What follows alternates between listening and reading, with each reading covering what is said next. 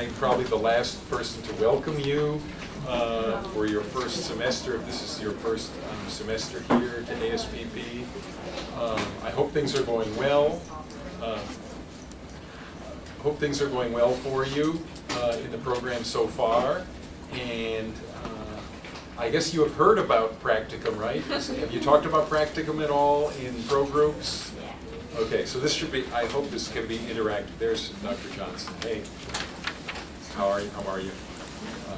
Okay, I hope this can be interactive today, so ask your questions. Dr. Sharpless is here. Ask your questions throughout the presentation, and I will try to answer those. We're very excited that you're all passing all your classes, right, to qualify to go on Practicum. And I will just say, first of all, about that everything that you're learning in all of your classes this year does come in handy on Practicum. So this is not a waste of your time, and actually, if you project yourself forward to September 2019, it's not that far away, you will be told by your supervisor, okay, go meet with this client. Go give them the whisk. Okay, I see expressions. Oh, wow. What if I had to do that today? Oh, time to give the waste. Oh, I better have practiced this. So that's what this year is for, right? Okay, do an intake interview with this client. And here's the format for the intake that we use at our agency. And so you practice these on your campus, right? Yes. So these are the things we want to be ready. Or, well, let's talk about the diagnosis and the differential diagnoses for the show. Okay, well, did I study my DSM?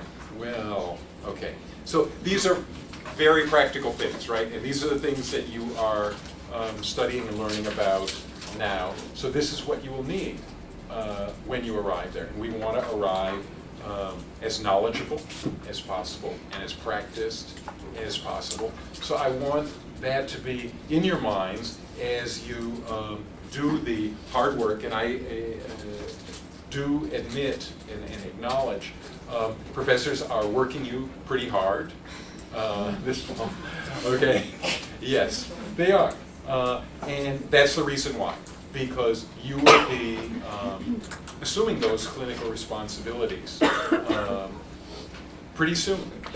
September of 2019 is not that far away, and they want you to be ready so that you feel confident that you can do the job, of course with the support of your supervisor, and that you will represent yourself well, you'll represent our program well, and you will progress in the field. So that's what we're all about here. So with that as introduction, this is, to me, a special time of the year to talk to you all and get you thinking about Practicum, thinking about that in addition to the classes that you are thinking about, and introduce you to the process of applying for Practicum. Because you might be asking, well, this is November.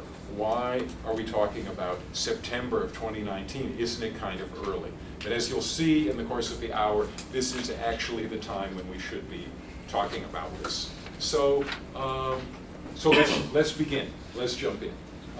I'm your Director of Clinical Training. I'm in room 517 on the 5th floor, just next to Dr. Lynch's office, across from the copy machine. And I am here Mondays, Wednesdays, Thursdays, and Fridays, so you can drop in. But it is easier if you email in advance to make sure I'll be there and perhaps not busy with anyone else, so that we can have an appointment time and a little time to sit down and talk together. That would be great. And my phone, and by the way, this PowerPoint is also going to be sent around to you, and much of this information is also available in your Practicum manual. Have you been emailed the Practicum manual, a PDF? You have not. Okay. So I am going to make sure that that is done again. I think it was done at the beginning of the fall, which might feel like a long time ago. Now, that will come out to you all as well, once again. So, my role is, first of all, orient you to practicum and later on to internship, because in this IB program, when you're going into your fifth year, actually when you're going into the fourth year, you are applying to internship, so that when you go into your fifth year, you're going off on internship. We do orientations, we advise you and support you along the way. You are developing a professional identity and your long-term goals, including what you're interested in for internship. And I'm sure that's really at the beginning stages now, but that will develop over time. Definitely here to monitor your progress, because when you go on practicum, you are evaluated by your field supervisor at mid-year, that is in December, and also at the end of the year, that is in June. And those records come to us in training, and we are reviewing them in order to pass you for that experience. And along with your field supervisor's evaluation, you will have a practicum seminar leader who will be meeting with you during the fall and the spring terms, who will also assess your performance during the seminar. So all that goes into monitoring your progress on practicum and eventually awarding you a credit grade for that practicum experience. So the Director of Clinical Training is involved with that. Problem solving. No practicum experience is perfect. And when there are issues, questions, problems about practicum, your first line is your field supervisor. Your second would be your practicum seminar group and seminar leader, with whom you'll meet weekly to talk about those things. And then behind all of that is myself and training, because I have familiarity with most all of the sites. I've visited most of the sites by this point. I'm acquainted with many of the field supervisors, and if there is a problem that you are having trouble solving on your own, sit down and talk with me. So the better we know you, the better that we can serve and help you achieve your goals for the program. So, our main job today is to talk about the practicum application process, the nuts and bolts. So let's begin doing that. And again, when you have questions along the way, feel free to raise your hand, speak up, and I will try and clarify whatever you're asking about. Okay, so key points to remember. The practicum manual I will resend to you. I'll try to get to that this afternoon. Passing your prerequisite courses with a B- or better is required to go on practicum. Professionalism with the training department and sites is your professional responsibility. And that means dressing up for the interview. What does it mean? It means responding promptly to email communications and phone calls within 24 hours. Generally is a professional standard. It is being courteous in our language, in phone calls, in person, and in emails. It is behaving ethically and responsibly in accordance with the APA ethics code, especially when it comes to working with clients. So professionalism, is that something that's been talked about at all in ProGroups? It has, a lot. Such as, what topics? We talked about like what it means, your professional persona in your practicum, so like promptness, kind of what you said, stuff like that, retire. Right, so these are aspects of professionalism, and you know, when we're on campus, you know, often dress is not that much of an issue, right? We're among students, we're among our faculty, generally we're okay. When we are in a field training environment, that's different. We have to understand what are the expectations there for how we dress, and also, you know, be prompt arriving there. Your life is going to get more complicated when you have not just campus to come to next fall, but also your practicum site to arrive at and be present at during that time. So, professionalism. Being flexible about your placement. We have somewhere around 140 practicum sites. Sounds like a lot, You might not get the placement that you are most interested in for next fall.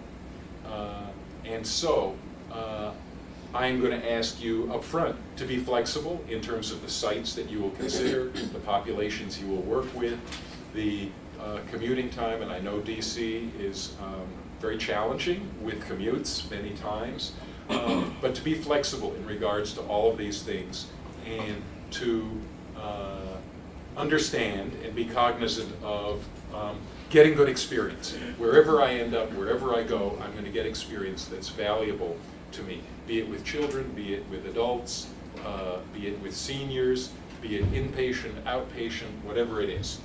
For PsyD students, assessment and therapy requirements. You are taking assessment courses. You'll probably start the CBT class in the spring. And so you're being exposed to techniques of testing and therapy. For PsyD students, eventually you are going to have practicum placements focused on assessment and focused on therapy. For the master's students, we are focusing on therapy in your placement. Continue to assess throughout your career with us how you can build your CV and add experiences to the ones you already have or are undergoing. Discuss your training needs and your future career goals with your faculty advisor, that's your ProGroup leader, with your training director, that's me, and consider joining some of the interest groups. What interest groups do we have in the student body here? Can anyone name any of the interest groups? Neuropsych interest group. Do you know the faculty advisor? Allison Video, excellent, okay. Can anyone name any other interest groups that we have? Forensics. Dr. Lally, okay, there's another interest group. Any other interest groups anyone can name? Health. Sorry? Health. Health, yes, and do we have faculty advisors for that? Dr. Moore? Dr. Moore. Dr. Morin? Okay, good, good. Any other interest groups that we have? Yes. Division 19, military. Division 19, military psychology. Dr. Lynch, okay, good. Yeah, we used to have a diversity interest group, and we had psychologists for social responsibility interest group. Don't know if those are active this year. Anyway, okay, so, and at one point we had a child interest group as well. So, anyway, there are interest groups. Does anyone here know anyone that is beyond the first year by name? Any student who's beyond the first year, right? Okay, that is excellent. I hope you will all cultivate those relationships with students who are further along in the program than yourself, and they can also give you some kind of mentorship and advice, peer mentoring. So, those are the key points for today. Step one in getting ready for practicum is to develop an excellent CV. Now, how many people have talked in ProGroup and mentioned CV? Okay, most of you, excellent, okay. By next week or the week after, I expect every ProGroup will be talking about CV and developing CVs and be on a schedule to develop and refine your CV. There are instructions in the Practicum manual that actually have a format where there are comments in the margins of the CV example that show common do's and don'ts for the format of your CV. So that will be important to look at as you develop your CV. The ethics of CV contents are an important consideration as well.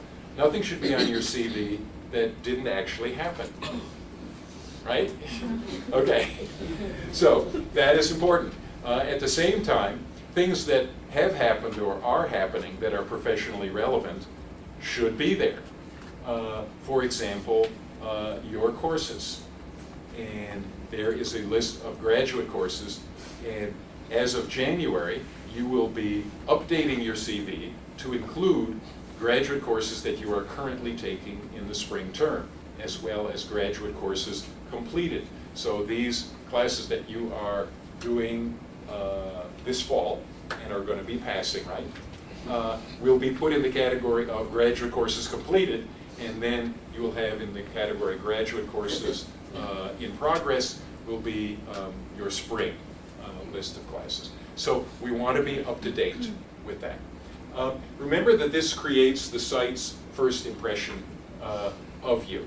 So in that respect, you need to proofread it, and you need to send it to your faculty advisor for proofreading as well. And I have to say, on an unfortunate note here, that I have seen come to training, and these will be submitted to training, CVs that were not flawless. And let me think off the top of my head, what are some of the flaws that I have seen in CVs? So some of the flaws have been spelling errors. So spell check your CV, okay? Some of the flaws have been things out of alignment. You see, I don't know if you can see from far away, everything needs to be aligned with the left margin, and then you have internal tabs. I have seen things that jumped to the left or jumped to the right and were out of alignment. I have seen font changes where the font size changed in the middle of the CV, or maybe even the typeface changed in the middle of the CV. These are things that are not really professional and will give a bad first impression to the reader, and so you need to check for those and make sure those are not happening. The date format, we give a couple of different date formats. You can spell out the name of the month, or you can abbreviate the name of the month, or you can give the number of the month. Whatever you choose for your CV, you should carry out throughout, okay? You shouldn't skip around and switch formats in the middle of the CV and then switch back somewhere else. And I know this is likely to happen for many of us because we had a CV, an old CV from a couple years ago, and now we're updating it, and it looks a little different, and now it's a little inconsistent. We have to check and make sure it's consistent. Okay, nobody's favorite task, but really, really important to do. So, CV, enough about CVs now, but to be continued in your pro groups. So show them to your peers before you turn them in, and you can critique one another's. Recommendations. Many of our sites ask for letters of recommendation, and at this point we would expect that it would be primarily faculty members that you might call upon for letters of recommendation. In some cases, you might have had an employment in some human services capacity, job, or an externship if you were in a previous master's program, something like that. And if you have supervisors from situations like that, what they say about you could be very relevant to an externship that you are applying to, and they would be a good person to do a recommendation. So it's up to you. If you can get one of those, great. Otherwise, a couple of faculty members. And your pro group leaders are expecting to be asked this, and faculty in your first year courses are also expecting this. So this is a kind of relationship that it would behoove you to cultivate, to talk to those faculty members about, well, what are my professional interests? What am I trying to do in this field? What advice do they have for you in moving forward in that area of the field? So have a career conversation, or otherwise known as a mentorship conversation. And then they will know something about you when they write that recommendation, along with, well, is an active participant in class, does well on exams, writes good papers, things like that. Astute comments in clinical interviewing on the interviewing process, a natural therapist kind of thing. So these are things to think about that can be said about you in a recommendation that will definitely carry weight with practicum supervisors. So we're looking towards that process and thinking, well, it's really important what I do here on campus. It's really important the relationships I'm developing with my professors here, because they are going to be recommending me to these sites. Okay. Some people have time for working part-time or volunteering. And if you do that in a human services setting, that's very important to include on your CV. And it can be a very helpful experience to prepare you to go out on practicum. And in this area, there are a number of different places to volunteer. And these are some of the categories of place where if you volunteered or got a job part-time, would help you and make you a stronger candidate for practicum. So suicide hotline, homeless shelter, et cetera, et cetera. There are many such programs. Human services, where we meet clients of one sort or another, we work with them, we provide some services to them.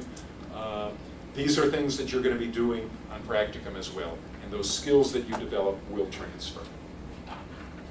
Okay, learning about available practicum sites is the next step in the process. And these site profiles, they look like this. You haven't seen them yet, probably most of you, are being updated right now.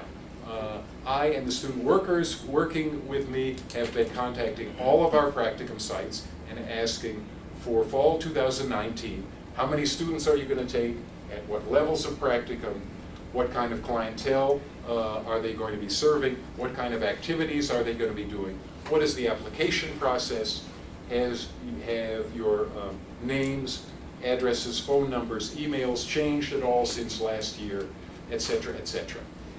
All that information is embodied in the site profile. We have one for each site, and those are being updated right now. You will get a link probably at the end of November or early December to a Dropbox. How many people are familiar with Dropbox? Okay, great, fantastic. My generation, we would not get such numbers, but that's good. The more familiar you are with that already, the better. The site profiles will be available on Dropbox for you to access. We will also send you a list of our sites in Excel, which is sortable. How many people know how to sort and filter in Excel? Okay. If you're not raising your hand, look around you at the people who are raising their hands and learn that skill from them. This is going to be important to you for this because you can sort by jurisdiction, Virginia, PC, Maryland, etc. You can sort by practicum level, MA practicum, practicum 1, 2. So you can filter and find sites that are relevant to those criteria for you. You can find sites that are metro and bus accessible, of which there are a few, a small number, not as big a number as I would like. If you have a car, many more sites are accessible to you. But anyway, the sites list in Excel is sortable, bless you. It's sortable by all those criteria, so you will be able to narrow in on those sites that are of the most interest, the most relevance to you. Look at what levels of student a site will accept. It's at the very top of the profile, MA 1, 2, 3, 4, and advanced, so you will know that. Consider your therapy and assessment requirements. Most Practicum 1, 2 students do an assessment practicum. I will say that. It is by far the majority. There are some that go to integrated sites that offer both assessment and therapy. A few will do therapy and then they will double back and do assessment for their 3, 4. But my own perspective on this, and talk to your testing professors about it and your ProGroup leaders, is that when you have completed the basic testing course sequence, this fall with cognitive, with objective, with projective, with integrative assessment, that having that information fresh in your mind makes it a really good time to go out on your practicum next fall and do testing. So that's what I recommend in most cases for students. Consider special skills that you have, particularly languages that you speak fluently and could conduct assessment or therapy. That will make you an attractive candidate at certain sites that have those populations needing your services. Also consider your career goals. You don't have to have the site that absolutely matches your eventual career goal, or whatever you think your career goal is now. But think about where you are trying to head, and can I work with a related population? Can I get skills from my first practicum that are going to help me along the way towards those goals? Okay, let's see. We have an internship here called the Mid-Atlantic Internship Consortium. How many people have heard of that? Okay, great, fantastic. You are all ahead of the game, because it doesn't really come into play until you apply to internship in your 4th year to go out in your 5th year. But it is a fact that a few of the internship member sites in the Mid-Atlantic Internship Consortium also offer practicum experiences. And if you go on practicum at that particular site, we don't want you going on internship at that very same site. And the reason is you might have some of the very same supervisors, and we'll get quite a bit of overlap in the supervision that you would receive, and probably the client population that you would be working with. So it wouldn't be as fresh a learning experience going on internship there if you had already served there as a practicum student. So we have this, and the sites are Barry Acton, Basics Group Practice, Center for Children, Community Counseling and Mentoring, Loudoun County Mental Health, Prince William Family Counseling and the Woodbridge Therapy Group, and the Washington Medical Group. Those are sites that are internship members, and so if you go on practicum there, you won't go on internship at that same site. I wanted to mention that. Okay, let's move on and talk about meetings with me. At the moment, I am the one training director. Dr. Lynch is actively working on hiring a second one. I have time to meet with some students, not every student, but I do want to be open to having individual meetings with you to talk about what are your professional interests, to check through your CV if you have questions about your CV, to talk about prospective sites that you may be looking at on Dropbox and curious about and want to hear more detail about. Special circumstances that you may have, like transportation limitations or living in a certain area and wanting to have a site in that particular area, or disability, which might affect how you would work at a practicum site, or language or other skills that you would want to employ on a site. So if you have concerns in any of these areas, I'm open to meeting with you. Just email me and let's make a time and let's do that. Happy to do that. So, filling out the practicum request form. The practicum request form is a form, and again, I will send it out at the end of this afternoon. And it asks for certain information about your transportation needs. It asks you to rank order up to 10 sites that you would prefer to be applying to and interviewing at and considering for practicum.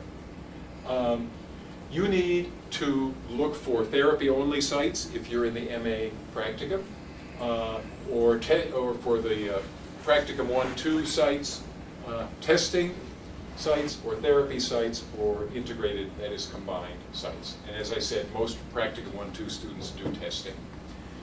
Eventually, when you do your next practicum after your first one, you're going to want to diversify your experiences to keep options open further along. And I would just mention that we are a generalist program. Has any professor mentioned that we are a generalist program? Yes, I hope so. All right. And that means that you're going to get a variety of experiences along the way. Although we have interest groups in neuropsychology, military psychology, health psychology, etc., forensic psychology, you're not going to get all of your placements with one particular population. We really believe that diversifying and having different experiences along the way is really, really important. So keep that in mind as you apply to your first sites. So the due date for this is going to be December 21st, And the last day of classes actually is going to be Wednesday, the 19th of December. That is that like 5 weeks from now, something like that? Okay, you guys are all over the calendar, right? Okay, 5 weeks from now. All the academics for the semester are going to be done. I will give you till 2 days later, the Friday, the 21st, and you can email this practicum request form and your flawless CV to me by that Friday. I don't want it to be later than that Friday because we're going to start to do a lot of work with those practicum requests and CVs in order to figure out what sites to assign you to apply to. So let me just go into that. Suggest up to 10 sites. Consider long distance sites. If you have site development suggestions, let me know. And that means a site that has supervisors. For PsyD sites, it needs to be licensed psychologists, supervisors, and has appropriate clientele, and has an interest in doing training. So if you know of a site that we are not affiliated with yet, that we should be affiliated with, and they have some interest in working with us and working with students, happy to explore that. Okay, so our selection process, we will work by early January to identify, reviewing your CV and your practicum request form and your list of sites, assigning you to generally 6 sites based on your goodness of fit with the site, based on the requirements that the site has for what background you need to bring when you go there, your level of experience. And we will also look at a number of students, the number of students that are requesting that site, because there are probably 40 of you in this room, and I don't want 40 people applying to the very same site. That would be a little bit overwhelming for them. So we will work with that issue and get you to probably most of the sites that you request, but perhaps not all of the sites that you request. So I hope that you're understanding about that. There are none of the practicum sites that accept 40 students. So that's just not how things happen. So in early to mid-January, we will notify you by email of the sites you have been selected for. And students who are approved for sites with early application deadlines might get their assignments earlier. And there are a few sites in Baltimore, for example, that have very early application deadlines. So we need to move that forward a little more quickly. Now let's talk about applying to the sites. The ball is going to be back in your court when you get back your assignments from us. And when you hear back as to the sites you are approved to apply to, do that. Apply to them within 2 weeks. Okay? Before you finalize and send in your application, check the agency website for any practicum updates. We are doing our very best to get you on the site profiles on the Dropbox the most current information about that practicum site. Sometimes those sites will update in late December or even in early January. They will have new information about their practicum, a new contact person, or new tracks, or new experiences. Go with the most current information, and this is an aspect of professionalism. Look up the site, see what might be listed about practicum or externship, and go with the most current information. Only apply to your assigned practicum sites. It is not allowed for you to apply to sites that you have not been approved to apply to.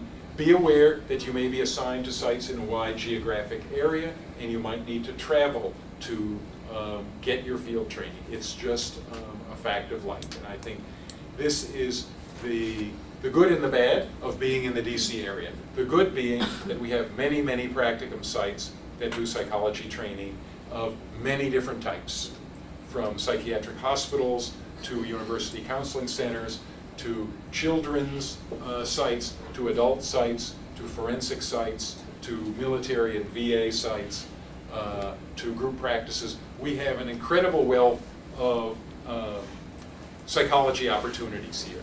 The difficulty is some of them are a little bit far away from where you live, And in order to take advantage of those opportunities, you are going to need to travel. So be aware. You will need to be available during regular business hours at your site. And the sites that we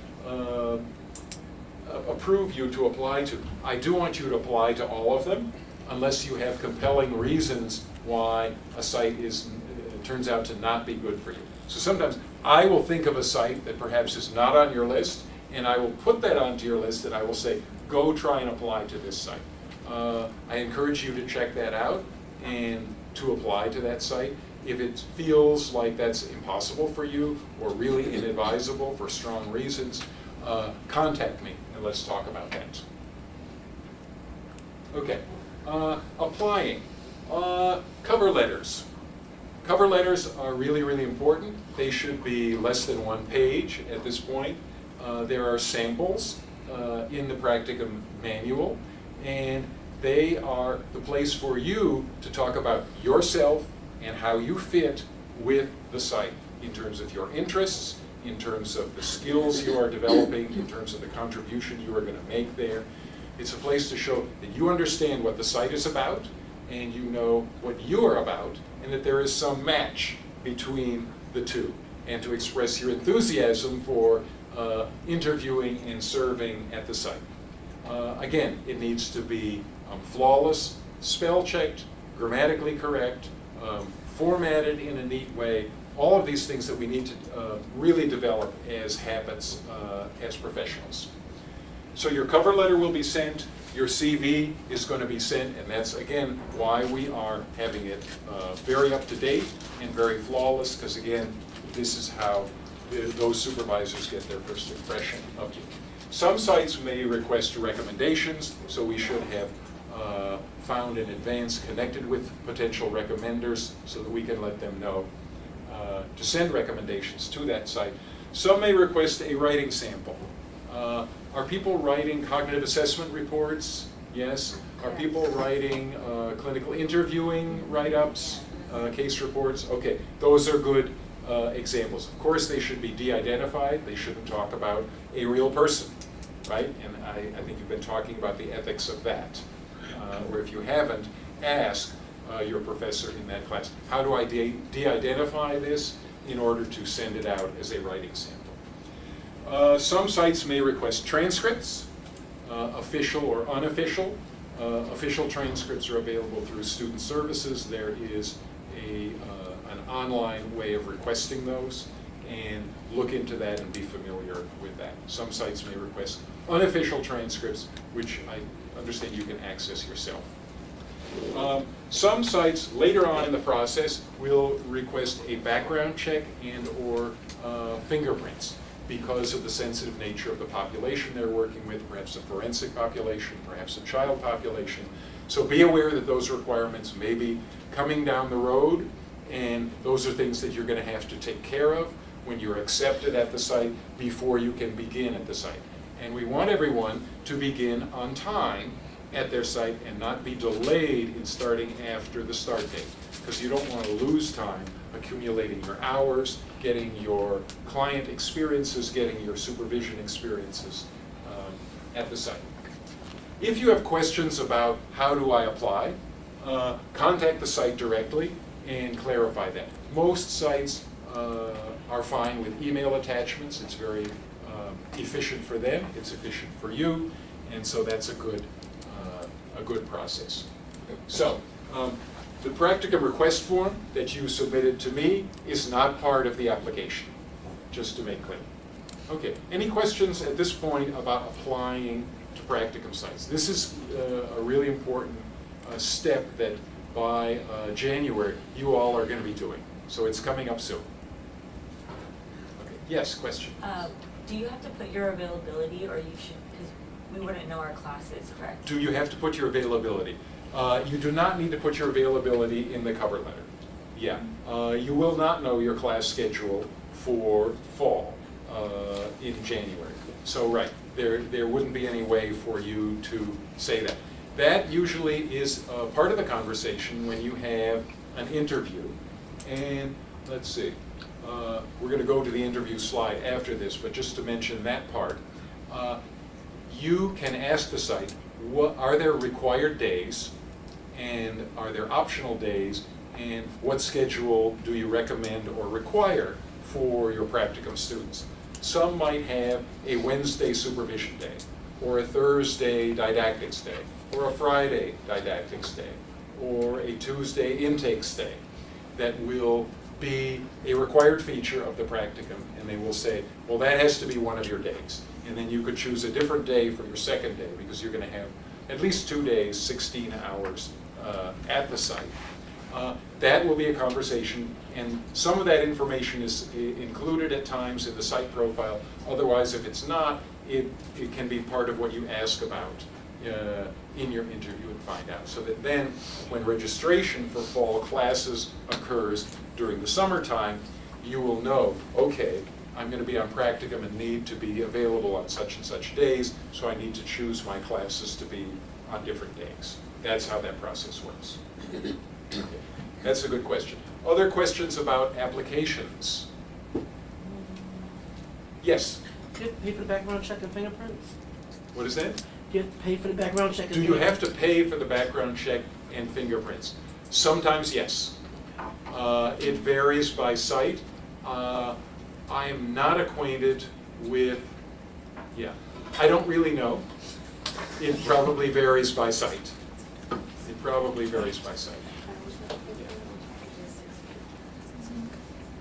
Other questions about applying? Okay, let's move on and talk about interviewing.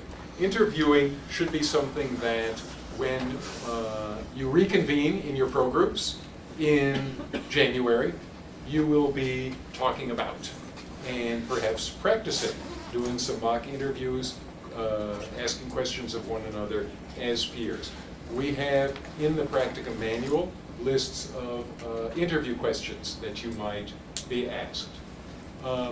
Before you go on an interview, what are some things that we can do in order to be ready? We can investigate the site. We can look online. We can ask around among students as to who has been at that site or who is at that site this year among our students. You can look for the names of the supervisors and Google their names and see what their specialties are in the field of psychology. A lot of things we can do to investigate the site. We can look it up on Google Maps and figure out how to get there to make sure that we get there on time, okay? We can list appropriate questions to ask, things that we are curious about that we haven't learned about already in our investigations that we would like to find out more about. Things about the clientele, things about, well, what test instruments do you use? What modalities of therapy do you use? Individual, group, family? What kind of theoretical orientation do you work with? What are some characteristics of the population, etc. What diagnoses do you tend to treat here? Things like that. So you'll list appropriate questions to ask. Assess yourself, know where you're going, and that means getting there on time. Role-play interviewing, and bring copies of your CV and your cover letter, because especially if it is a large institution, like a hospital, there may be people that you will meet and interview with who will not have had access to your application materials. It may have been read by one person and your interviewer is somebody else. You can get them familiar with you by providing them those things. Dress for success. I would dress quite formally for a first interview at a site, the way you all dressed for interview days. When you came here, I remember everyone was dressed very nicely for that. So I would dress on the formal side for my initial interview until I was accepted at the site and then told what is the dress code or dress expectations for the site. Nonverbal communications are really important. And in clinical interviewing, I will just ask, have you talked about eye contact, facial expressions, my posture, my gestures, personal space and personal boundaries? Yes or no? Yes. Yes, okay. So this interview for your practicum placement is similar in many ways to that. These are dimensions that we as psychologists are getting very tuned into, right? Very tuned into. We're seeing ourselves on videos, right? We're seeing other students on videos. We are critiquing the role play that we see going on in front of us in class, saying, oh, you got too close there, or your voice got too loud, or you lost eye contact, or whatever, or your facial expression was very strange at such and such a point.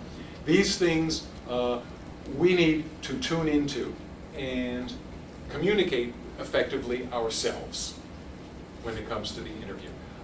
Social media profile is important. How many people have Facebook accounts, LinkedIn accounts, Instagram accounts? Okay, probably just about everybody. That is fine. I'm not going to say don't have accounts.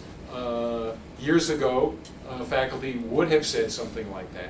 At this point, I will say, do you have anything questionable on your account in terms of language, in terms of photographs, in terms of descriptions of your activities? This is a routine thing for interviewers for practicum, for jobs, and also actually clients who meet a new clinician, therapist, to search for and look for and find out about you. What do you want to be known about you? What do you not want to be known about you? And remember now, we are professionals. We are in the field, and we are representing ourselves as professionals. We're representing Argosy University. We're representing our field site, and we want our social media profile to not contain anything that would harm the reputation of any of the above. So I will ask you to be responsible for looking into that, for adjusting your privacy settings, for removing material that could be questionable. This is really, really important. Really, really important. Okay, and I would add to that something that is very rare but does happen, has happened, and it has caused an uncomfortable situation, and that is students posting on sites gossiping about their field sites in chat rooms, or unbelievable. Well, it happens. It has happened. Yeah, wild, right? Seems crazy. So I know that wherever we work or wherever we're in school, we have feelings towards the environment that we're in, things that we like and things that we don't like, and things that we would like to talk to someone about and share that and kind of get that feeling out and feel better actually after sharing, right? Online is not the place to do it, okay? And I think that as psychologists in training, I hope that we put a value on confidentiality, and we put a value on intimate sharing of important feelings that we have, and keeping those things that are shared with us, that we share with others, confidential within certain boundaries. So we know how to do this right. If I'm upset about my practicum site, I have my practicum seminar, I have my training director, I have my faculty advisor, I have places I can go and people I can talk to who can help me deal with the feelings that I'm having, right? So let's do that in appropriate ways and not inappropriate ways. And I know that the internet has those capabilities or possibilities for you, but it can go to a lot of places and then come back and be harmful to you and or others. All right, enough said about that. So interviewing, this all relates to the topic of interviewing in that you want to present yourself in the best possible light. If your interviewer has Googled you in advance and found out certain things about you that are unfavorable, What's your chance of changing that in the interview? Well, they probably have formed a first impression of you already, and it's important that that first impression be a good one if they have looked you up online. All right, let's move on. Important things to know about selection process. It varies by site. Some sites will interview within a week of getting your application. They will contact you right away. How soon can you come in? We have interviews on Friday. Some will delay till late February or early March. They may have interns that they're selecting, they may have postdocs that they're selecting, and they get around to the practicum students weeks later. So in talking among your peers, you will say, well, did you get called to interview? I got called from this site. Did you get called? No, that other site I haven't heard anything from. That is normal, okay? Every site is different. Some sites interview earlier, some later. Some sites may give you an offer in writing. Many students do not place with their initial sites that they have applied to and apply to more sites. Generally, we are active in the placement process in January, February, March, April, May, and even into June with some students who are not yet placed. By September, everybody is placed. That I will tell you. Yeah. Was there a question? No. Okay. So. Just anxiety. It's just anxiety. Okay. So this is what I'm trying to do is actually normalize this. Okay. We don't know when you're going to get placed, but we know that before September you will be placed. All right. So that I want to tell you. Generally, you should hear back from the site within 2 weeks. If you have not, contact the site to confirm that they received your application materials. If you don't hear back, again, contact your training director, and I can check in with the site and see that your application materials are at least there and under consideration. Rules of acceptance. Now, this is really important and subject to some confusion because there have been different practices followed over the years. So if you've heard about how things were done in previous years, this is a little different. So I want you to pay attention to this. We have something called Universal Student Acceptance Day.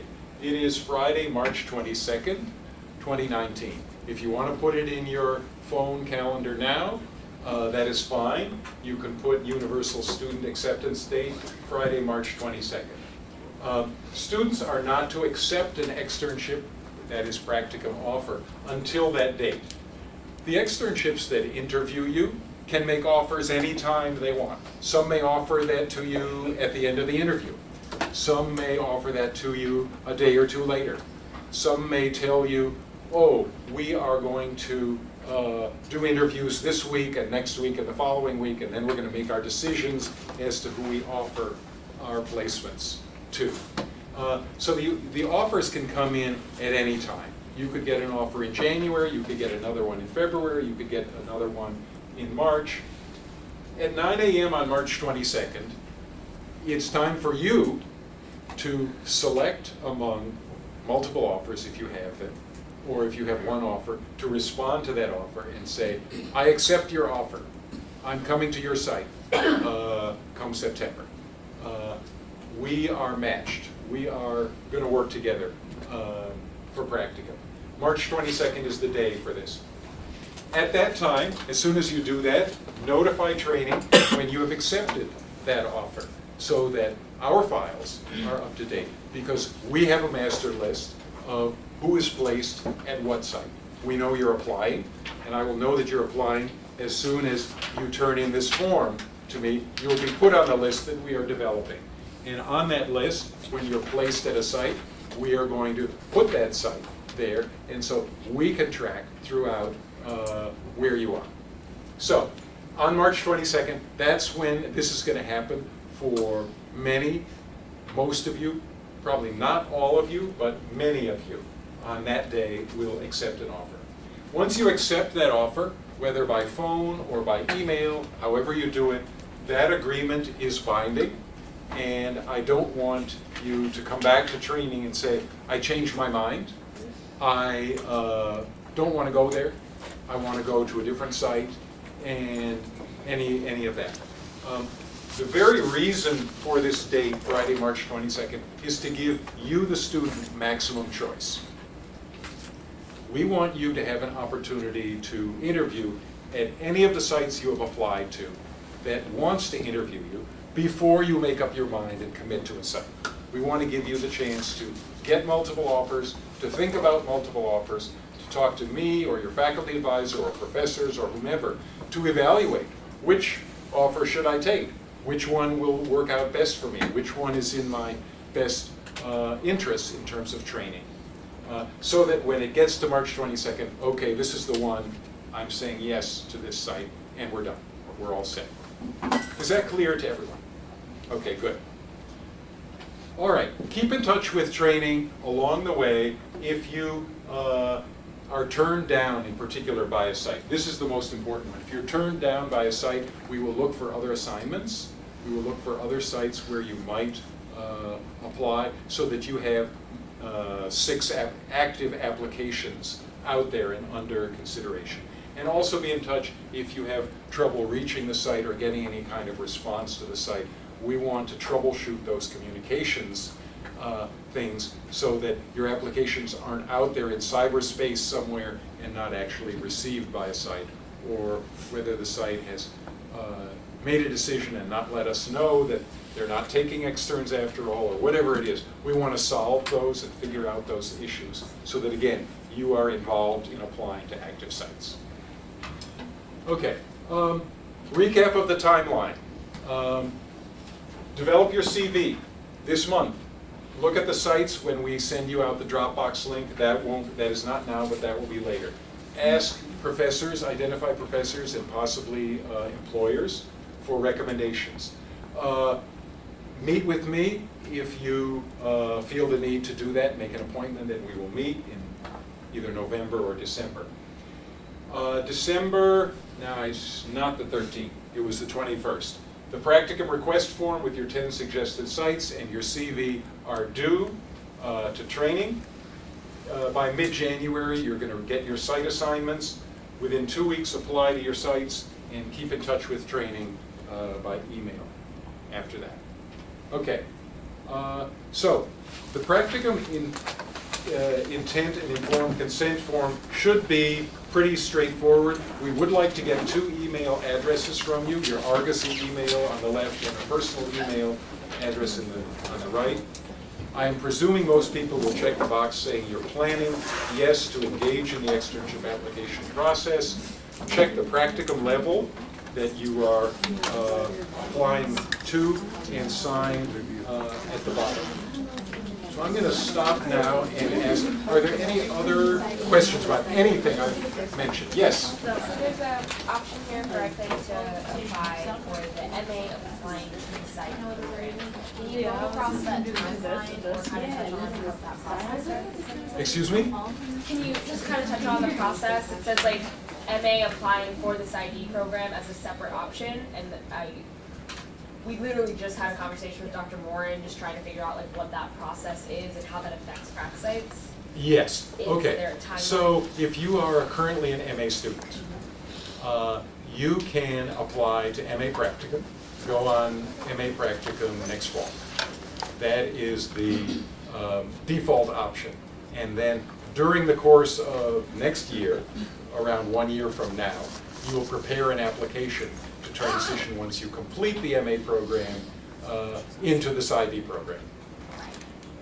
The other option is if you are trying to transfer earlier than that into this ID program, then you have to apply, and I don't know by what date it is. I believe it's Dr. Fama, who is the faculty chair of the admissions committee, who works with Katrina Holloway, our admissions representative, to give you the dates of the process to finalize that application.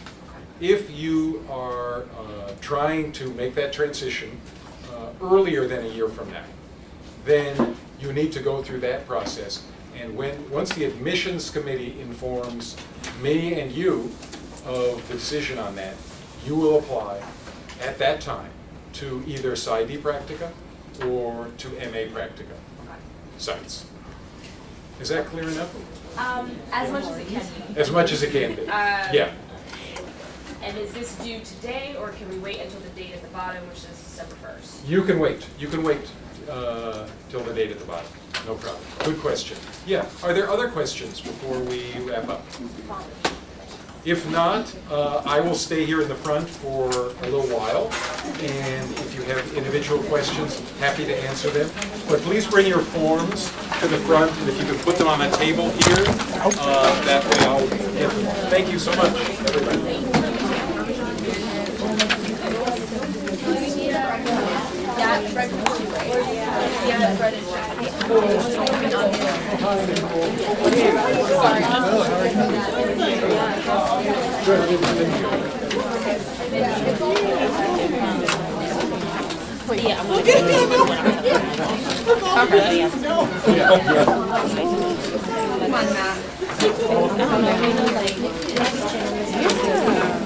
That's going to put all of us in the chat.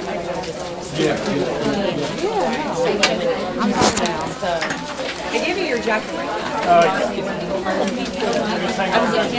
Oh, good. Exercises to make I was like, do we still know? Who do you wear? Yours is so nice. I agree, that's I'm might not make it in. If anyone's not signed the sign-in sheet, please do. What's next? My favorite. Exactly. I'm like, I don't know. Like, do you want to feel it? I don't know. Do you want to school chat? Totally do. Yeah. I have to go do my CD. We need that. We need it. I agree. I want to talk to you and Nicole. So they over-administer. I want the coffee. Thank you so much. Okay, got it. Okay. Love your boots. Thank you. I got them on the table. I want to talk to you in the shop for a second. Oh, okay. Okay. They wouldn't know. They already choose.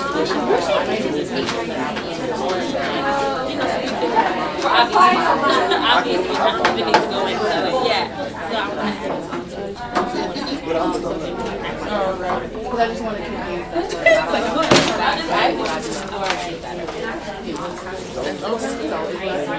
there's no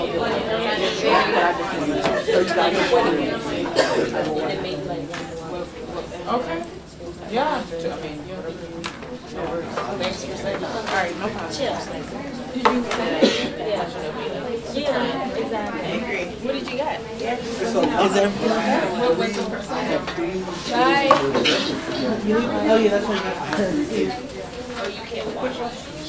Is this Sean must have tried. Hey, Sean. Oh shoot. You know, I did on my computer, my Mac. Pretty well about yourself, Jay. Good? Yeah. But I don't know, I'm not ready to get it to myself. I'm just like, gonna try to call somebody leave their like, I don't want to do any of this. I don't want to be a part of any of this. So, you may still get that. Yeah, that's why I'm asking people before, so it's not.